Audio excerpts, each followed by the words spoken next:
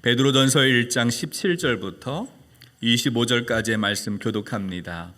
외모로 보시지 않고 각 사람의 행위대로 심판하시는 이를 너희가 아버지라 부른즉 너희가 나그네로 있을 때를 두려움으로 지내라. 알거니와 너희 조상이 물려준 헛된 행실에서 대속함을 받은 것은 은이나 금같이 없어질 것으로 된 것이 아니요 오직 흠없고 점없는 어린 양 같은 그리스도의 보배로운 피로 된 것이니라. 그는 창세전부터 미리 알린 바 되시니나 이 말세에 너희를 위하여 나타내신 바 되었으니 너희는 그를 죽은 자 가운데서 살리시고 영광을 주신 하나님을 그리스도로 말미암아 믿는 자니 너희 믿음과 소망이 하나님께 있게 하셨느니라. 너희가 진리를 순종함으로 너희 영혼을 깨끗하게 하여 거짓이 없이 형제를 사랑하기에 이르렀으니 마음으로 뜨겁게 서로 사랑하라. 너희가 거듭난 것은 썩어질 씨로 된 것이 아니요 썩지 아니할 씨로 된 것이니 살아있고 항상 있는 하나님의 말씀으로 되었느니라. 그러므로 모든 육체는 풀과 같고 그 모든 영광은 불의 꽃과 같으니 풀은 마르고 꽃은 떨어지되 함께 읽습니다. 오직 주의 말씀은 세세토록 있도다 하였으니 너희에게 전한 복음이 곧 이 말씀이니라. 아멘. 수요 예배 시간마다 우리가 베드로전서 함께 나누고 있습니다. 지난주 살펴보았던 베드로전서 1장 13절은 그러므로 이렇게 시작을 합니다. 이 그러므로라는 표현은 앞에서 베드로가 강조했던 내용에 근거해서 이제부터 어떻게 이 땅에서 살아가야 하는가 삶의 적용을 위한 말씀이다라고 설명을 했습니다. 앞에서 베드로가 강조했던 것이 무엇입니까? 가장 먼저 강조했던 것은 산소망, 우리에게 산소망이 있다는 것을 강조해요. 예수님의 은혜로 거듭난 사람은 산소망을 바라볼 수 있게 되었습니다. 그로 인해서 영광스러운 즐거움으로 기뻐한다고 했는데, 이런 기쁨에 충만한 사람, 이런 기쁨을 이 땅에서 누리고 있는 사람들은 이 땅을 살아갈 때 5가지 명령에 순종해야 합니다. 그 5가지가 무엇입니까? 첫째, 은혜를 소망하라. 둘째, 모든 행실에 거룩하라. 셋째, 경외심을 가져라. 넷째, 서로 사랑하라. 5번째는 순전한 젖을 사모하라. 여러분, 오늘 우리가 읽은 말씀을 보면은 지난주에는 첫 번째와 두 번째의 명령에 대해서 살펴보았다면 오늘은 세 번째와 네 번째의 명령을 함께 나누려고 합니다. 산소망을 바라보는 자는 마음의 허리를 동이고 근신하여 예수 그리스도께서 나타나실 때에 우리에게 가져다 주실 그 은혜를 온전히 사모해야 한다, 바라봐야 한다, 이렇게 말합니다. 여러분, 마음의 허리를 동이는 것이 무엇입니까? 영적으로 깨어있는 상태, 준비된 마음을 말합니다. 근신한다는 것은 술에 취하지 않고 정신을 바짝 차리는 것을 말해요. 세상에서 많은 사람들은 헛된 것, 무익한 것, 일시적인 것, 순간적인 것, 영원하지 않은 것에 사로잡혀서 거기에 취해 있어요. 거기에 빠져 있어요. 그러나 깨어있는 성도, 거기에 취하지 않는 성도는 어때요?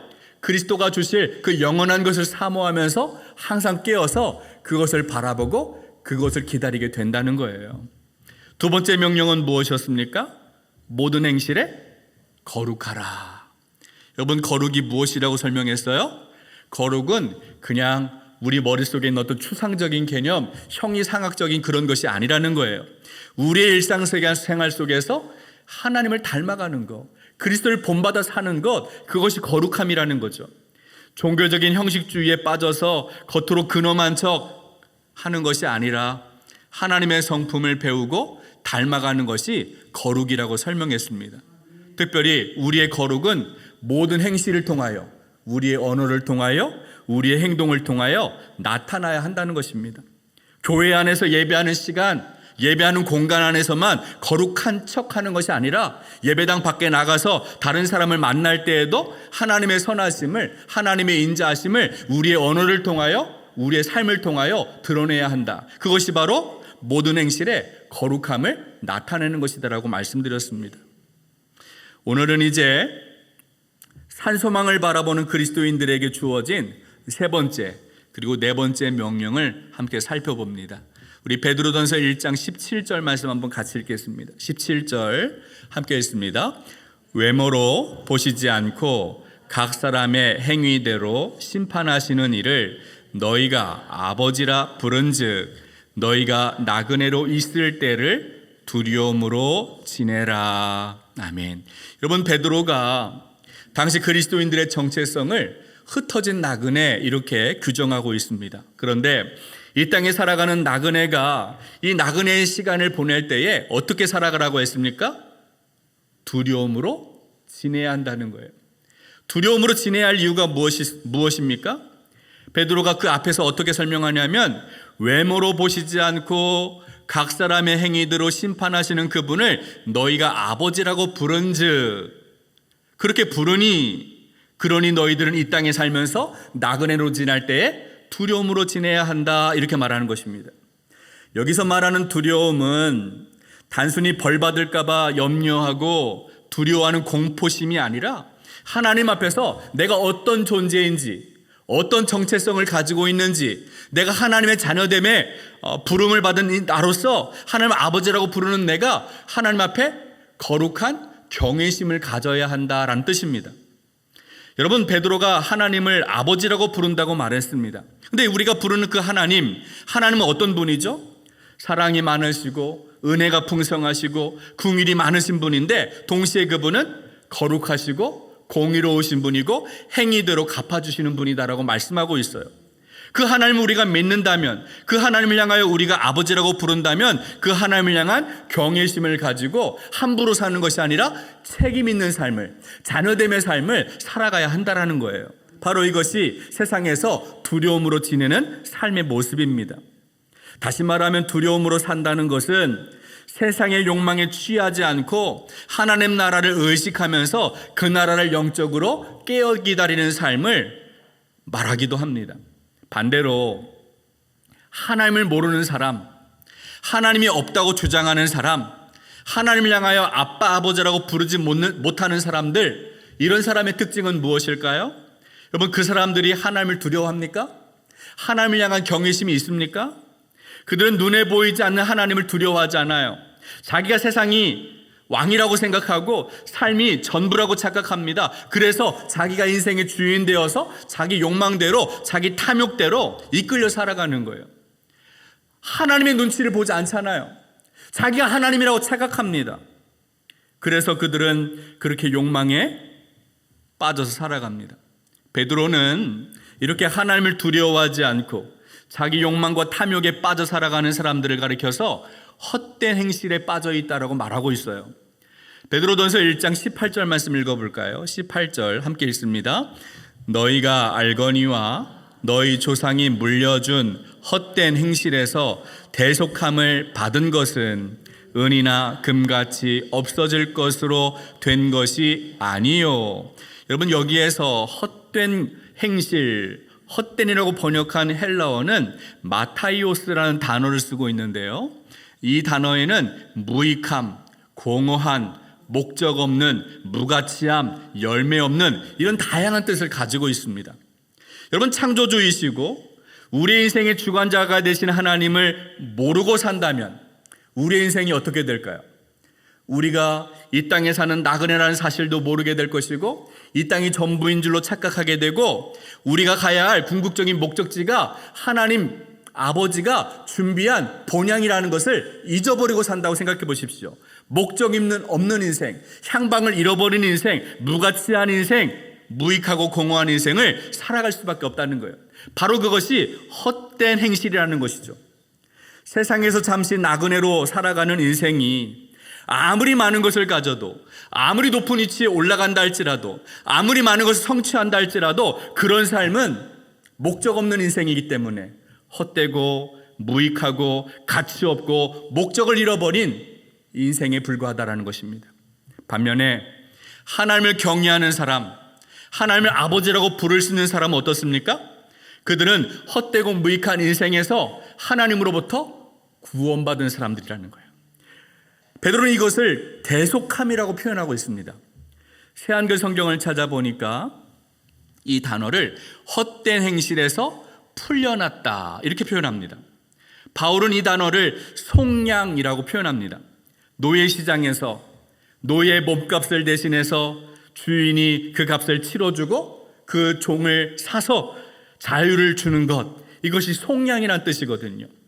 하나님이 헛되고 무익한 인생을 살아가고 아무런 목적 없이 그냥 향방 없이 인생을 살아가는 사람들을 구원하셔서 예수 그리스도를 보내주시고 그분을 통하여 우리의 죄값을 치러주셔서 우리를 헛되고 무익하고 방향 없는 인생으로부터 구원하신 것, 이것이 세속함이라는 거예요.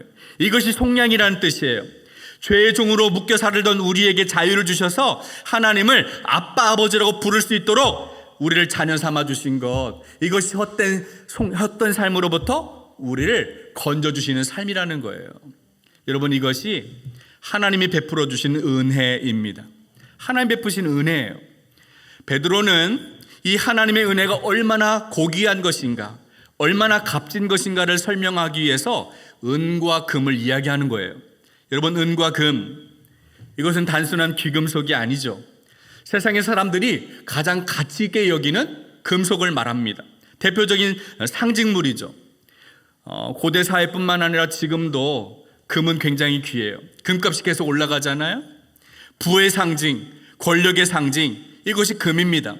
사람들이 금을 많이 가지고 있으면 저 사람 부자야, 저 사람 권력이 있어, 그렇게 말을 하는 거예요. 근데 베드로의 눈에는 이 금, 은, 이것이 어때요? 영원하지 않다는 거예요. 아무리 많은 금을 쌓아놓고 있어도 죽음 앞에서 그 금덩어리를 가지고 갈 수 있습니까? 다 내려놓고 가요. 그 금은 영원하지 않아요. 사라질 것에 불과합니다. 그런데 하나님은 이렇게 잠시 있다가 죽음 앞에 놓고 가야 하는 금이나 은으로 우리를 구원하신 것이 아니라 뭘로 구원하셨어요? 예수 그리스도의 보배로운 피로 구원하셨잖아요. 여러분, 우리 베드로전서 1장 19절 말씀 읽어볼까요? 19절 함께 읽습니다. 오직 흠없고 점없는 어린 양 같은 그리스도의 보배로운 피로 된 것이다. 흠없고 점없는 순결한 어린 양이신 예수 그리스도의 보배로운 피로 우리를 구원하셨다는 거예요. 여러분, 본문 17절부터 19절의 말씀을 한번 연결해서 한번 보십시오. 앞에서 베드로는 하나님을 아버지라고 부릅니다. 하나님을 아버지라고 부르는 사람들, 그들은 이 땅에서 흩어진 나그네로 살아가고 있어요. 우리가 흩어진 나그네로 살아갈 때에 우리는 이 땅에서 두려움으로 지내야 합니다. 이 두려움은 두려움 공포가 아니라 하나님을 경외하는 마음이다라고 설명했어요. 하나님을 경외할 때 우리는 자기가 주인 되어서 세상의 욕망, 세상의 탐욕에 취하지 않고 하나님을 의식하면서 하나님을 경외하면서 하나님을 사랑하면서 하나님을 섬기는 삶을 살아갈 수가 있어요. 하나님을 닮아가는 삶을 살아가게 되는 거예요. 하나님을 아버지라고 부르는 그리스도인들은 하나님을 경외하며 살아가야 하는데 그 이유가 무엇입니까? 세상에 무가치한 금이나 은같이 없어질 것이 아니라 예수 그리스도의 보배로운 피로 우리가 구속함을 받았기 때문에 그렇다는 거예요. 그것이 바로 우리가 하나님을 경외해야 할 이유이기도 합니다. 베드로는 이어서 우리를 구원하신 그리스도가 누구인지를 설명하는데요. 우리 베드로전서 1장 20절, 21절 말씀 한번 읽어봅니다. 20절, 21절 함께 읽습니다. 그는 창세전부터 미리 알린 바 되시니나 이 말세에 너희를 위하여 나타내신 바 되었으니 너희는 그를 죽은 자 가운데서 살리시고 영광을 주신 하나님을 그리스도로 말미암아 믿는 자니 너희 믿음과 소망이 하나님께 있게 하셨느니라. 아멘. 여러분, 이 말씀에 따르면 예수 그리스도가 어떤 분입니까? 창세 이전부터 하나님이 이 땅을 창조하시기 이전부터 마지막 재림의 그 순간까지 하나님의 계획, 하나님의 섭리 가운데 하나님의 구원의 역사를 이루시기 위하여 이 땅에 보냄받은 분이 예수 그리스도다, 이렇게 설명하는 거예요. 예수 그리스도를 통하여 우리가 구원받은, 대속함을 받은 우리는 누구에게 소망을 두며 살아가야 합니까? 바로 하나님께 소망을 두는 삶을 살아가야 한다는 거예요. 베드로는 세상에 흩어진 나그네로 살아가는 그리스도인들이 하나님을 경외하게 될 때 소망과 믿음을 하나님께 두는 인생을 살아가야 한다라고 말합니다. 바로 이것이 이 땅에 살아가는 흩어진 나그네가 하나님과 구원받은 내가 어떤 관계로 살아가야 하는가를 설명하고 있는 내용이에요. 베드로가 이렇게 하나님과의 관계를 설명한 다음에는 그러면 나그네로 살아가는 우리가 사람과의 관계에서는 어떻게 살아가야 하는가, 그것을 우리에게 가르쳐주고 있습니다. 베드로전서 1장 22절 말씀 함께 읽겠습니다. 너희가 진리를 순종함으로 너희 영혼을 깨끗하게 하여 거짓이 없이 형제를 사랑하기에 이르렀으니 마음으로 뜨겁게 서로 사랑하라. 여기서 베드로가 이 땅에 흩어진 나그네로 살아갈 때에 하나님을 잘 믿는, 하나님을 경외하는 사람, 하나님과의 관계가 온전한 사람들이 이 땅에서 나타나는 두 가지의 특징을 말하고 있는데, 첫 번째 특징은 진리에 순종하여서 영혼을 깨끗하게 하는 것이고, 두 번째는 거짓 없는 진실한 사랑을 실천한다는 것입니다. 여러분, 여기서 진리가 누구입니까? 예수 그리스도가 진리이시죠. 진리이신 예수 그리스도, 그분의 말씀을 순종하면 우리는 이미 깨끗함을 받은 사람들이에요. 여러분, 여기에서 깨끗하게 하다라는 이 표현이 완료 시제로 되었습니다. 이 말은 우리가 스스로 노력해서 깨끗하게 되는 것이 아니고 하나님이 우리 안에 이미 들어오셔서 우리를 깨끗하게 하셨다라는 거예요. 하나님의 은혜로 말미암아 구원받은 우리는 이미 깨끗함을 받았다라는 거예요. 완료되었다라는 뜻이에요. 그럼 바울이 이것을 그래서 이신칭유로 설명합니다. 이신칭유가 무엇입니까? 우리의 노력, 우리의 자랑, 우리의 의가 아니라 예수 그리스도를 믿는 믿음으로 말미암아 의롭다함을 얻은 것, 바로 그것이 바로 여기에서 말하는 깨끗한 상태를 뜻한다는 거죠. 여러분, 이렇게 하나님의 말씀, 진리의 말씀을 듣고 믿음으로 말미암아 깨끗하게 된 사람들, 그 사람들에게 나타나는 두 번째 특징이 뭐냐면 거짓 없는 진실한 사랑을 실천한다는 거예요.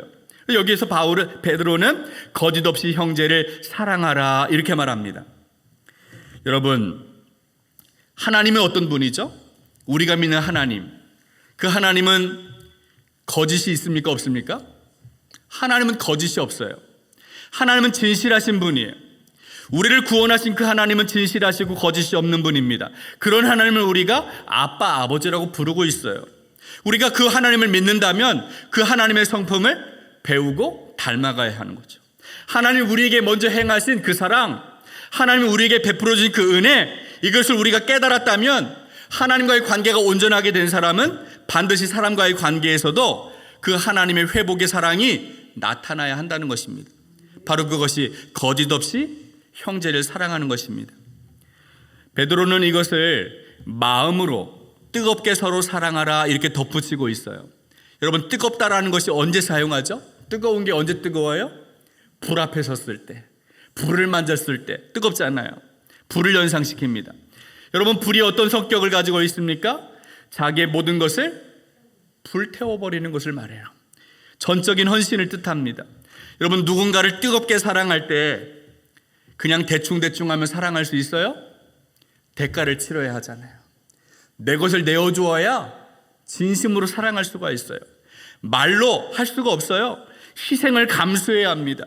기껏은 나를 희생하고 헌신하지 않으면 어떻게 내가 그 사람을 전심으로 사랑한다 말할 수 있겠습니까? 세상은요, 상명, 하복의 관계가 있고 인간 관계가 있기 때문에 이런 진실한 사랑을 찾아보기가 어려워요. 자신에게 도움이 되는 사람은 얼마든지 좋아할 수 있어요. 자신에게 이익이 되는 사람, 득이 되는 사람 얼마든지 사랑할 수 있어요. 그러나 도움이 안 되는 사람, 나에게 손해를 주는 사람, 나의 희생을 강요하는 사람, 그런 사람들 사랑하는 거 어렵습니다. 오늘 베드로가 말하는 진실한 사랑은 그냥 얄팍한 처세술이 아닌 거예요. 세상에서 말하는 사랑이 아닌 것입니다. 하나님이 우리에게 먼저 보여주신 형제 자매를 사랑하는 그 사랑은 하나님이 우리에게 행하신 그 사랑을 해라는 것이죠. 베드로가 왜 그렇게 말하고 있을까요? 그 이유를 어떻게 설명하는지 한번 보십시오. 우리 1장 23절부터 25절까지의 말씀도 한번 읽어보겠습니다. 23절부터 함께 읽습니다. 너희가 거듭난 것은 썩지 아니할 씨로 된 것이니 살아있고 항상 있는 하나님의 말씀으로 되었느니라. 그러므로 모든 육체는 풀과 같고 그 모든 영광은 풀의 꽃과 같으니 풀은 마르고 꽃은 떨어지되 오직 주의 말씀은 세세토록 있도다 하였으니 너희에게 전한 복음이 곧 이 말씀이니라. 아멘. 여러분, 이 말씀을 한번 보십시오. 베드로가 설명하기를 우리가 거짓없이 형제를 마음을 다하여 뜨겁게 사랑하여야 할 이유, 우리가 어떻게 거듭났다고요? 썩지 아니할 씨로 거듭났다는 거예요. 여기서 말하는 썩지 않는 씨는 무엇을 가리키냐면 살아있는 하나님의 말씀을 뜻합니다. 이사야 40장 6절부터 8절을 보면 베드로가 이 말씀을 인용해서 오늘 본문을 기록하고 있어요. 여기에 보면 선지자 이사야가 회복을 약속하고 하나님의 구원을 선포하는데 그 하나님의 말씀이 이루어지는 그 말씀의 성취가 무엇이냐면 예수 그리스도를 통하여 하나님의 회복이, 하나님의 구원이 이루어질 것이라는 것을 예언하고 있어요. 모든 육체가 풀과 같이 사라지고 모든 영광은 풀의 꽃과 같이 마르고 사라지고 꽃은 떨어지지만 이것은 인간의 한계를 말하고 있는 것이죠. 그러나 하나님의 말씀, 하나님의 약속은 어떻다고요? 세세토록 영원하다는 거예요. 영원토록 변함없는 그 말씀, 하나님의 약속에 의지하여 하나님의 약속을 힘입어 우리가 썩지 아니할 그 씨, 하나님 말씀으로 거듭났으니, 그렇게 거듭난 사람들은 어떻게 해야 된다는 거예요? 거짓 없이 진실한 하나님의 사랑으로 하나님의 은혜를 나누는 삶을 살아가야 한다는 거예요. 세상에서 사람들과 똑같은 방식으로 나를 사랑해주는 사람, 나에게 도움이 되는 사람, 그런 사람들만 골라서 사랑하는 것이 아니라 때로는 도움이 되지 않아도, 때로는 나에게 해를 끼쳐도, 때로는 나에게 불이익이 되고 나가 헌신하고 희생해야 됨에도 그런 사람을 사랑하는 것이 바로 하나님의 은혜를 경험한, 하나님의 사랑을 깨달은 그런 사람들이야말로 거짓 없이 형제를 마음을 다하여 뜨겁게 사랑할 수 있다라고 이야기하고 있는 것입니다. 오늘 본문에서 베드로는 이 땅에서 흩어진 나그네로 살아가는 그리스도인들이 어떻게 살아가야 하는가 세 번째, 네 번째 명령을 통하여 설명합니다. 하나님의 은혜로 거듭난 사람, 말할 수 없는 영광으로 기뻐하는 사람, 그런 사람들은 이 땅에서 하나님과의 관계가 어때요? 하나님을 두려워함으로 경외하는 삶을 살아갈 수 있어요. 자기 욕망, 자기 탐욕을 취하는 것이 아니라 하나님께 소망을 두는 사람, 하나님이 전부로 믿고 살아가는 사람, 그런 사람들이야말로 하나님을 두려워하면서 이 땅을 나그네로 지내게 된다라는 거죠. 두 번째는, 네 번째 명령이 무엇입니까? 예수 그리스도의 말씀으로 순종하여서 깨끗하게 된 사람, 의롭게 된 사람, 하나님의 사랑으로 구원받은 사람은 거짓 없이 형제를 사랑하고 마음으로 뜨겁게 서로를 사랑한다라고 말씀하고 있어요. 하나님이 우리를 그렇게 사랑하셨기 때문에 우리도 그렇게 해야 한다는 것입니다. 사랑하는 여러분, 오늘 우리가 나누고 있는 이 베드로전서의 말씀을 여러분 각자의 인생과 우리 교회의 생활에도 한번 적용해 보시면 좋겠어요. 흩어진 나그네로 살아가는 우리의 마음에 정말 산 소망이 있다면, 우리가 바라는 것이 이 땅에 있는 썩어 없어질 것이 아니라 영원한 하나님의 나라를 향한 산 소망을 우리가 바라보고 있다면, 그래서 그 산 소망을 바라볼 때 말할 수 없는 영광스러운 즐거움 때문에 우리가 기뻐하고 있다면 어때요? 이기적인 욕망, 탐욕에 빠져서 즐거워하고 기뻐하는 것이 아니라 하나님께 소망을 두는 삶을 살아갈 수밖에 없겠죠. 또한 우리가 예수 그리스도의 보배로운 피로 거듭난 그리스도인 되었다면 어때요? 하나님의 사랑을 알았고 하나님의 은혜를 경험했기 때문에 거짓 없이 진실한 사랑으로 형제들을 마음을 다하여 뜨겁게 사랑할 수 있게 된다는 거예요.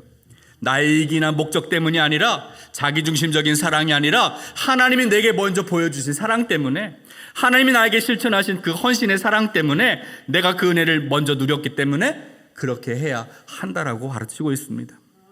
여러분, 이런 은혜가 여러분의 인생 안에서 또 우리 교회 안에서 경험될 수 있기를 주님의 이름으로 축복합니다. 하나님 아버지, 흩어진 나그네로 잠시 이 땅에 머무는 우리의 짧은 인생이 하나님을 경외하며 살도록 인도하여 주옵소서. 헛되고 무익한 것에 취하여 살아가지 않도록 아무런 목적 없이 살아갔던 우리의 인생을 불쌍히 여기셔서 대속하여 주시고, 썩어 없어지는 금이나 은이 아닌 영원한 보배로운 예수 그리스도의 피로 구원하신 그 은혜를 기억하고 하나님께만 소망 두는 인생 되게 하여 주옵소서. 영원히 변함없는 그 신실한 약속으로 말미암아 거듭난 우리가 주님의 사랑, 주님의 은혜 기억하게 하여 주시고 마음을 다하여 서로 뜨겁게 사랑할 수 있도록 인도하여 주옵소서. 이제는 우리 주 예수 그리스도의 크신 은혜와 하나님의 놀라우신 사랑과 성령의 감화감동 충만하신 역사가 나그네로 살아가는 동안 두려워하며 거짓 없는 진실한 사랑으로 뜨겁게 사랑하기를 다짐하는 우리 중앙선결교회 모든 성도 그 가정 위에 지금부터 영원토록 함께 해 주시기를 간절히 축원하옵나이다. 아멘.